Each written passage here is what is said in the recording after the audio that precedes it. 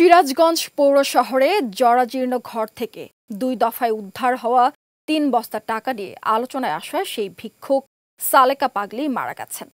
শুক্রবার রাতে বগুড়ার শহীদ জিয়াউর রহমান মেডিকেল কলেজ হাসপাতালে চিকিৎসাধীন অবস্থায় মারা যান তিনি। তার বয়স হয়েছিল ৮৭ বছর। সালেকা বেগম দীর্ঘদিন ধরে রায়পুরে জাতীয় জুট মিলের পরিত্যক্ত বারান্দায় বসবাস করতেন।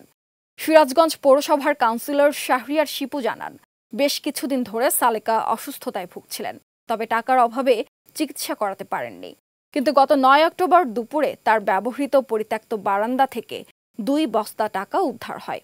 এতে ১,২৬,২৫৩ টাকা পাওয়া যায়। দুদিন পর আরও একটি বস্তায় মেলে প্রায় ৫০,০০০ টাকা। এ ঘটনায় দেশ জুড়ে ব্যাপক চাঞ্চল্য সৃষ্টি হয়। সালেকার মেয়ে স্বপ্না খাতুন জানায়, তার মা একটু অন্যরকম ছিল, ভিক্ষা করে টাকা জমিয়েছে কিন্তু খরচ করত না। টাকা উদ্ধারের পর বগুড়ায় হাসপাতালে ভর্তি করা হয়েছিল, কিন্তু শুক্রবার রাতে মারা যায়। চিকিৎসা বাবদ তার কিছু টাকা খরচ হয়েছে, বাকি টাকা মায়ের নামে দান করা হবে।